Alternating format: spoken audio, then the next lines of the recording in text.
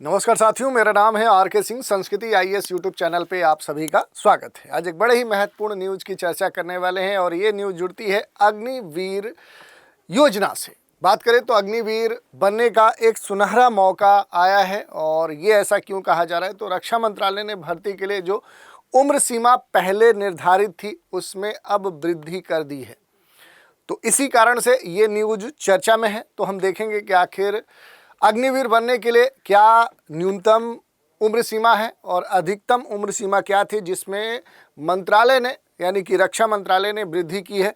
तो इसी की आज हम बात करेंगे और इससे जुड़े हुए जो भी अहम पहलू हैं उन पर बात करेंगे और फिर इस निर्णय के क्या प्रभाव हो सकते हैं और अग्निवीर जो योजना है इसके तहत जो भी अग्निवीर हैं उनसे जुड़ी हुई जो भी महत्वपूर्ण जानकारी है उस पर भी बात करेंगे। चलिए न्यूज़ की बात करें। न्यूज़ यही है, मिनिस्ट्री ऑफ डिफेंस ने लगभग 4 वर्ष बाद अग्निपथ स्कीम में पहला प्रमुख जो रिफॉर्म्स है वो पहली बार किया है और ये रिफॉर्म्स करते हुए अग्निवीर भर्ती की जो अधिकतम आयु सीमा है वो बढ़ा दी है। अगर बात करें तो पहले ये अधिकतम वायु सीमा कितनी थी, तो ये 21 वर्ष थी, लेकिन अब डिफेंस मिनिस्ट्री ने क्या किया है कि अग्निवीर के लिए जो आयु सीमा अधिकतम थी उसमें 1 वर्ष की वृद्धि करते हुए अब इसे क्या कर दिया है, ये 22 वर्ष कर दिया है।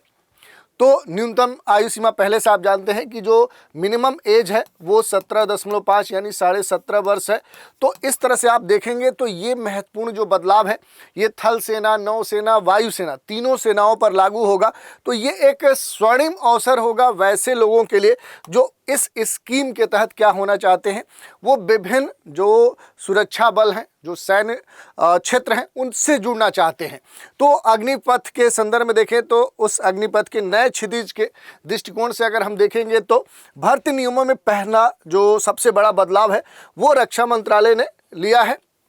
देखिए आयु सीमा की अगर हम बात करें तो पहले हमने बताया कि रक्षा मंत्रालय ने 4 वर्ष बाद अग्निपथ योजना में पहला सबसे बड़ा जो संशोधन है वो किया है। तीनों सेनाओं पर ये लागू होगा। 21 वर्ष से बढ़कर अब आयु जो होगी अधिकतम वो 22 वर्ष हो चुकी है। निचली जो सीमा है वो आप सभी जानते हैं 17.5 वर्ष है। तो ये सुनहरा मौका है, अब ज़्यादा नौजवान देश की सेवा का जो अवसर है वो प्राप्त कर सकते हैं।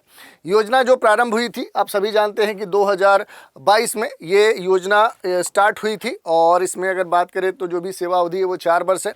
प्रति वर्ष भर्ती में लगभग 50 से 55 हज़ार की बात की गई। नई आयु सीमा जो है अब वो 17.5 वर्ष से लेकर 22 वर्ष होगी। श्रेणियाँ जो है वो तकनीकी और गैर तकनीकी दोनों इसमें शामिल की गई हैं। तो आज हम जिन जिन बिंदुओं पर बात करेंगे उसमें अग्निपथ योजना में भर्ती आयु में बड़ा जो बदलाव हुआ उसको हमने समझा और इसके अलावा अगर हम देखेंगे अग्निपथ जो योजना है इसकी क्या विशेषताएं हैं, तकनीकी जो भी पेशेवर हैं उन पर विशेष ध्यान दिया जा रहा है, क्यों दिया जा रहा है, इसके तकनीकी पहलुओं पर भी बात करेंगे और तीनों सेवाओं में जो भर्ती का एक सुनहरा अवसर है ये अपने देश के नव युवकों के लिए बड़ा ही बेहतर साबित हो सकता है। तो ये सबसे महत्वपूर्ण बात है क्योंकि रक्षा मंत्रालय ने ये लंबे समय बाद देखे तो ये पहला और सबसे बड़ा बदलाव किया है। इस योजना के तहत थल सेना, नौसेना, वायुसेना में भर्ती होने वाले जो भी अग्निवीर हैं उनकी जो आयु सीमा है उसमें 1 साल की बढ़ोतरी कर दी गई है। योजना के तहत देखें तो तीनों सेवाओं में जो अग्निवीर हैं जो अब नई भर्ती होगी उसमें 22 साल की उम्र तक के नौजवान आवेदन कर सकेंगे। अभी तक ये सीमा कितनी थी, तो केवल 21 वर्ष ही रखी गई थी। तो रक्षा मंत्रालय के सूत्रों की तरफ से ये सारी जानकारी आ चुकी है और जो भी रक्षा मंत्रालय के सूत्र हैं उन्होंने ये भी बताया कि ज़्यादा जो नौजवान हैं उन नौजवानों के लिए ये जो योजना है ये महत्वपूर्ण हो जाती है। तो जो भी इस तरह के पहल की जा रही है इसका मुख्य जो उद्देश्य है वही है कि इससे से ज़्यादा जो नौजवान हैं वो इस योजना में उन्हें शामिल होने का मौका मिल सके। जबकि निचली आयु सीमा में पहले की भांति देखें तो वर्तमान में भी वही स्थिति है, 17.5 वर्ष ही रखा गया है।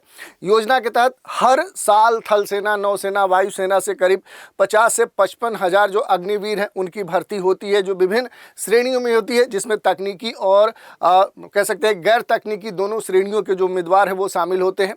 सरकारी सूत्रों ने ऊपरी आयु सीमा में इजाफे के पीछे कोई ठोस कारण नहीं बताया, लेकिन हम उस पर डिटेल से बात करेंगे। लेकिन जो अभी तक सूत्र हैं उनके हवाले से जो भी न्यूज़ आ रही है उसमें मुख्यतः अगर आप देखेंगे तो ये जो फैसला है ये ज़्यादा से ज़्यादा तकनीकी जो पेशेवर हैं उनको योजना में लाने को ध्यान में रखते हुए इस तरह का बदलाव किया गया है। क्योंकि उसके पीछे जो कारण है उस पर हम आएंगे। लेकिन देखिए, फैसले का जो एक तकनीकी जो पक्ष है उस पर अगर हम बात करें तो यही कहा जा रहा है कि इसमें पूरा कि 12वीं पास होने में कम से कम आप देखेंगे 17 से 18 वर्ष लग जाते हैं। दूसरी बात, क्योंकि उम्र का जो निर्धारण है वो 1 जुलाई से होता है और ऐसे में जुलाई के बाद जन्म लेने वाले 18 साल की आयु में ही पहली बार क्या होता है कि आवेदन के योग्य वो हो पाता है। इसके बाद देखिए, यदि वो 2 या 3 साल तक तकनीकी डिप्लोमा करता है तो उसकी जो उम्र पहुंच जाती है वो कितनी पहुंच जाती है, तो वो यहाँ से सीधे देखिए 18 और 3 साल जोड़ लीजिए तो वो 21 वर्ष पहुंच जाती है। तो ये एक महत्वपूर्ण बात देखने को मिलती है। तो सूत्रों का कहना है कि तकनीकी आवेदन कम आने की वजह से जो उम्र सीमा है वो 1 साल बढ़ाने का शायद फैसला लिया गया है। एक्चुअल कारण क्या है वो कुछ कहा नहीं जा सकता, लेकिन ये एक कारण जेन्युइन है।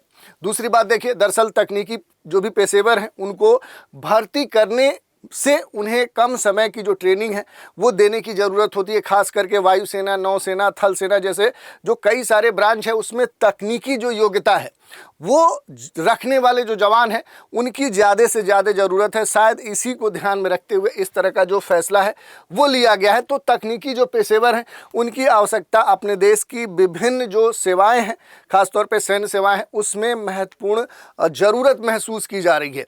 तो ये एक कारण हो सकता है, क्योंकि उन्हें कम ट्रेनिंग देना पड़ता है। बढ़ती हुई उनकी मांग है, खास करके वायुसेना और नौसेना के कई सारे ब्रांच है जहाँ पर स्किल्ड मैन पावर की जो ज़रूरत है वो सबसे अधिक है। दूसरी बात देखिए कि ये जो बदलाव है ये केवल संख्या बढ़ाने के लिए नहीं है, बल्कि जो डिफेंस है अलग अलग, चाहे वो वायुसेना हो, थल सेना हो, नौसेना हो, उसमें जो गुणवत्ता है वो बढ़ाने पर खास तौर पे जो मंत्रालय है, रक्षा मंत्रालय, वो ध्यान देना चाह रहा है और इसी कारण से इस तरह के जो बड़े बदलाव हैं वो किए गए हैं। दूसरी बात देखिए, अगर नीतिगत स्तर पे हम इसकी बात करते हैं कि आखिर क्या कारण हो सकते हैं, तो देखिए कई सारे कारण हैं। पहला कारण अगर आप देखिए तो तकनीकी जो मानव संसाधन है उसकी आवश्यकता तो महसूस की जा रही है, क्योंकि आप देखेंगे सामान्य तौर पे जो भी आयु सीमा है उसकी बात हमने बताया कि किस तरह से दिक्कतें होती हैं। यहाँ पर अगर देखेंगे तो आधुनिक जो भी युद्धक क्षमताएं हैं जिसमें नेटवर्क जो सेंट्रिक वारफेयर है, ड्रोन, यूएवी, साइबर सुरक्षा, इलेक्ट्रॉनिक्स और एरो जो मैकेनिक्स है, 12वीं के बाद देखेंगे 2-3 वर्ष की जो भी तकनीकी डिप्लोमा है वो करने वाले जो अभ्यर्थी हैं वो 21 वर्ष की सीमा पार कर जाते हैं। फिर क्या होता है कि उनके लिए विकल्प बचता नहीं है, तो आयु वृद्धि से उनकी जो पात्रता है वो सुनिश्चित की जा सकती है। ये एक महत्वपूर्ण जो बात है वो यहाँ पर देखने को मिली है। तो तकनीकी अभ्यर्थियों के लिए देखें तो भागीदारी बढ़ाना इससे आसान हो सकता है। दूसरी बात, जो प्रशिक्षण लागत और समय में जो कमी की बात की जा रही है कि तकनीकी जो योग्यता वाले जो भी अभ्यर्थी हैं उनको कम प्रशिक्षण की देने की आवश्यकता होती है। सेना का जो परिचालन दक्षता है उसमें वृद्धि की जा सकती है। सेनाओं की जो भी तकनीकी आवश्यकता है जैसे वायुसेना, नौसेना, थल सेना, इसमें आधुनिक जो शाखाएं हैं उसमें तकनीकी कौशल की जो बढ़त की डिमांड है वो पूरा किया जा सकता है। तो इस तरह की जो बात देखने को मिल रही है। और दूसरी बात क्या है कि प्रशिक्षण जो दक्षता है वो कम से कम देनी पड़ेगी और जनसांख्यिकी जो लाभ है वो भी मिलेगा, क्योंकि युवाओं की एक बड़ी आबादी को अवसर मिल सकता है इस डिसीजन से। ग्रामीण शहरी दोनों क्षेत्रों के जो तकनीकी युवा हैं उनकी जो भागीदारी है वो बढ़ने की संभावना है। तो इस तरह की जो बातें हैं वो इसमें देखने को मिल रही है। और अगर हम पूरा इसके विषय की बात करें, जो मूल उद्देश्य है उसकी अगर बात करें तो युवा जो प्रोफाइल है कि सेना की औसत उम्र कम करना, एक अधिक फुर्तीला और युवा बल तैयार करना है। तो जो अग्निवीर की जो स्कीम लाई गई थी उसके पीछे सबसे बड़ा जो महत्वपूर्ण कह सकते हैं जो उद्देश्य था यही था कि कम आयु के जो सोल्जर हैं वो अगर रहेंगे सेना में तो वो अधिक फुर्तीले होंगे और देश के पास एक यूथ जो कह सकते हैं कि बल है वो तैयार होगा। दूसरी बात, आर्थिक सुधार की बात की गई थी कि पेंशन व्यय को कम करना, रक्षा बजट का एक हिस्सा पेंशन में बड़े स्तर पे जाता है तो उसे कहीं ना कहीं कंट्रोल करना भी इसका एक महत्वपूर्ण उद्देश्य था। तो अब क्या है कि जो संभावित परिवर्तन के लाभ हो सकते हैं उसमें अधिक युवाओं को अवसर मिल सकता है, तकनीकी जो भी दक्षता है उसमें सुधार हो सकता है, सेना का जो यंगर और टेक जो कह सकते हैं कि से भी जो प्रोफाइल है वो पहले की तुलना में बहुत ही अधिक हो सकता है। तो ये एक महत्वपूर्ण बात यहाँ पर देखने को मिलती है। तो अगर हम संरचनात्मक प्रभाव की बात करें कि जो भी इस तरह के निर्णय हो रहे हैं उसमें क्या हो सकता है, तो पहले ही बताया कि जो यंगर टेक जो सेवी पोर्टफोलियो है वो बढ़ सकता है। और इसके अलावा जो भी संगठनात्मक जो लचीलापन है कि अल्पकालिक सेवा मॉडल जो 4 वर्ष है उसमें आयु लचीलापन जोड़कर हो सकता है कि और कुछ बेहतर किया जा सके। दीर्घकालिक स्तर पर देखेंगे जो भी कमांड और संयुक्ता है उसके लक्ष्य के अनुरूप क्या किया जा सकता है, कौशल आधारित जो तैनाती है वो भी किया जा सकता है। तो इस तरह के जो बदलाव हैं वो देखने को मिल सकते हैं। तो बलों की जो प्रोफाइल है उस पर हम बात कर सकते हैं, या रोजगार और कौशल की बात करें तो सेवा के दौरान जो भी स्किल्ड अपग्रेडेशन है, बाहर निकालने पर कौशल का जो प्रमाणन है वो एक महत्वपूर्ण मुद्दा है। रीस्किलिंग जो रोजगार है कि 75% जो अग्निवीर हैं उनके पुनर्वास हेतु जो भी उद्योग, पुलिस, अर्धसैनिक बल में जो अवसर हो सकते हैं, तो नीतिगत समन्वय की जो एक आवश्यकता है उसको ध्यान में रखते हुए इस तरह के डिसीजन लिए गए हैं। या क्षेत्रीय संतुलन, जैसे तकनीकी संस्थानों की जो भी भौगोलिक उपलब्धता है उसके कारण भागीदारी में जो असमानता की एक समस्या देखने को मिल रही थी, तो आउटरीच बढ़ाने के दृष्टिकोण से हो सकता है कि इस तरह का फैसला लिया गया है। इसके अलावा देखिए 2-3 बातें हैं जिस पर हम बात कर सकते हैं। जैसे अगर हम चुनौतियों की बात करें तो 4 वर्ष की जो सेवा अवधि है उस पर हमेशा बहस होता रहा है कि ये जो सीमा है ये बहुत ही कम है, इसके बाद अग्निवीरों का क्या होगा। ये यानी कि निवृत्ति के बाद क्या है, पुनर्वास का एक बड़ा मुद्दा है। दीर्घकालिक जो सैन्य अनुभव है उसकी कमी कहीं ना कहीं एक बड़ी चुनौती है। तो अगर हम लिमिटेशन के स्तर पे देखें तो 4 वर्षीय जो सेवा अवधि है ये अनुभव संचयन बनाम जो त्वरित टर्नओवर है उसका एक मुद्दा है। यूनिट कोहेशन की बात करें तो अल्पकालिक जो भी सेवा है उसमें दीर्घकालिक जो सामंजस्य का जो प्रभाव है वो देखने को मिलता है। पुनर्वास से जुड़ी हुई समस्याएं हैं ही। पारदर्शिता को लेकर भी लगातार विवाद देखने को मिलता है, क्योंकि चयन, प्रशिक्षण और तैनाती में स्पष्ट जो मानक है, डेटा आधारित जो मूल्यांकन है वो नहीं देखने को मिलता है। तो इस तरह की जो दिक्कतें हैं वो पहले से देखने को मिल रही हैं।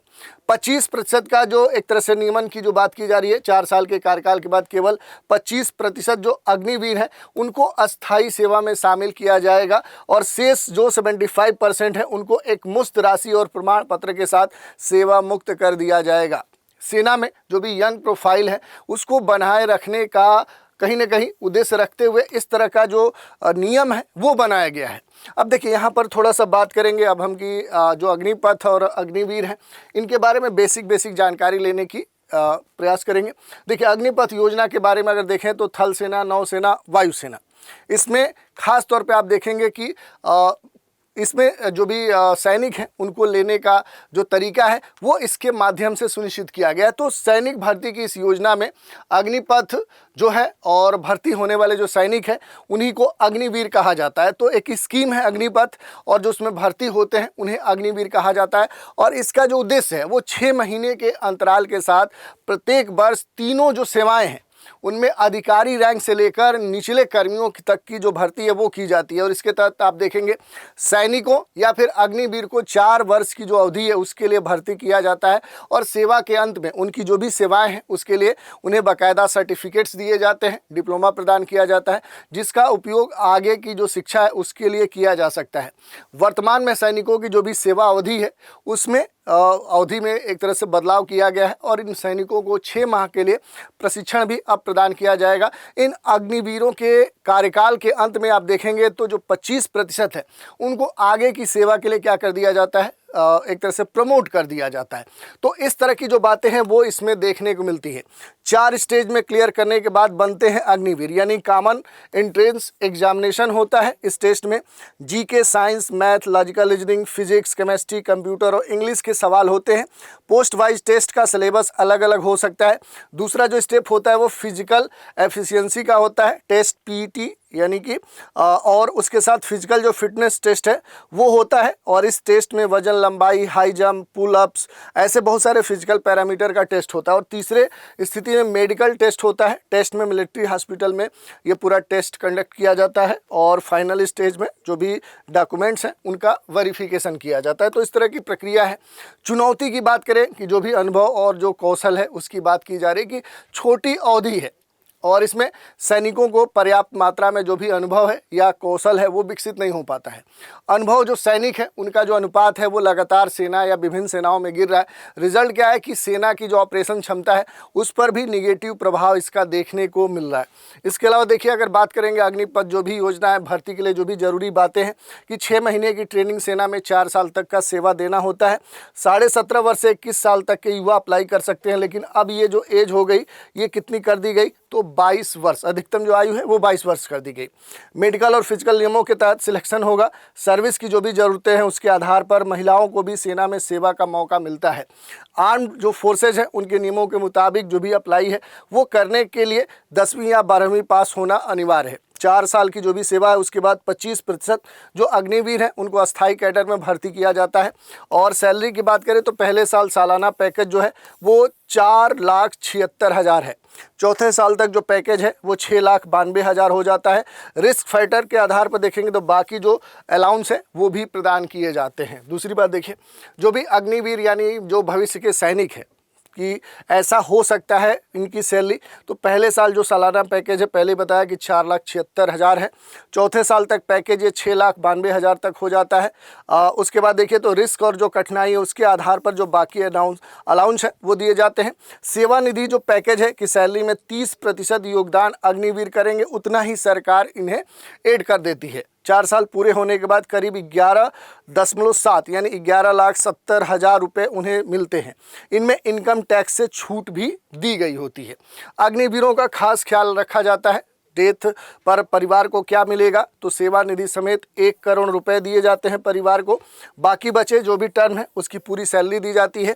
डिसेबिलिटी जो बेनिफिट है उसमें डिसेबिलिटी में आप देखेंगे कि डिसेबिलिटी के आधार पर ही 44 लाख रुपए तक मिलेंगे और सेवा निधि समेत बचे हुए जो टर्म है उसकी पूरी जो सैलरी है वो भी मिलती है। दूसरी बात देखिए, जो लगातार प्रश्न उठते हैं कि 4 साल बाद क्या करेंगे अग्निवीर, तो कई सारे अग्निवीर का जो चयन है वो सशस्त्र बलों के अस्थायी कैडर में हो जाएगा। बाकी सभी के लिए देखें तो लगभग 12 लाख रुपए का जो वित्तीय पैकेज है वो मिलेगा और जीवन में एक नई शुरुआत वो कर सकते हैं। जो अपना व्यवसाय शुरू करना चाहें वो व्यवसाय कर सकते हैं, उनके लिए बैंक लोन योजना में प्राथमिकता के तौर पर दी गई है। जो आगे पढ़ाई करना चाहते हैं तो कक्षा 12 के समकक्ष प्रमाण पत्र वो आगे की पढ़ाई के लिए जो भी ब्रिजिंग कोर्स है उसमें कह सकते हैं व्यवस्था दी गई है। जो आगे नौकरी करना चाहते हैं तो कई सारे राज्यों में जैसे देखेंगे तो CAPF है, असम राइफल है, पुलिस व संबंध जो बल है उसमें इन्हें प्रायोरिटी दी जाती है। इंजीनियरिंग, मैकेनिक, कानून और व्यवस्था जैसे जो विभिन्न क्षेत्र हैं वहाँ पर कार्य का जो अनुभव है, जो स्किल्स है वो भी इन्हें एक तरह से देखें एडवांटेज देता है। जो देश की प्रमुख कंपनियां हैं और अलग अलग जो सेक्टर्स हैं जैसे IT, सिक्योरिटीज, इंजीनियरिंग, कुशल और अनुशासित जो अग्निवीर हैं उनको प्राथमिकता देने की घोषणा पहले ही वो कर चुके हैं। तो इस तरह का जो कह सकते हैं लाभ है वो इन्हें प्राप्त है। इसके अलावा देखिए कि जो भी चुनौतियां हैं, जैसे प्रेरणा की बात की जाती है कि लक्ष्य बनाम जो वास्तविकता है कि आवश्यकता क्या है, सेना के पास ऐसे योग्य कुशल जो सैनिक हैं उनकी अधिक है, लेकिन अभी देखें जितनी ज़रूरत है उतना सैनिक ज़रूरत के हिसाब से मिल नहीं पा रहे और उसी को बढ़ाने के दृष्टिकोण से खासतौर पे स्किल्ड या टेक्निकल जो युवा हैं उन्हें जोड़ने के दृष्टिकोण से इस तरह का जो फैसला है वो रक्षा मंत्रालय ने लिया है। भविष्य की चिंता है कि 75% जो अग्निवीर हैं उनके बाहर होने से करियर की जो स्थिरता है वो समाप्त हो गई है। तो ये भी एक मुद्दा है। ग्रामीण जो प्रभाव है कि ग्रामीण युवाओं का जो सेना पर पारंपरिक भरोसा है वो अब धीरे धीरे शायद कम हो सकता है, क्योंकि इससे एक तरह से जो कह सकते हैं अनिश्चितता का जो एक संशय है वो यहाँ पर देखने को मिला है।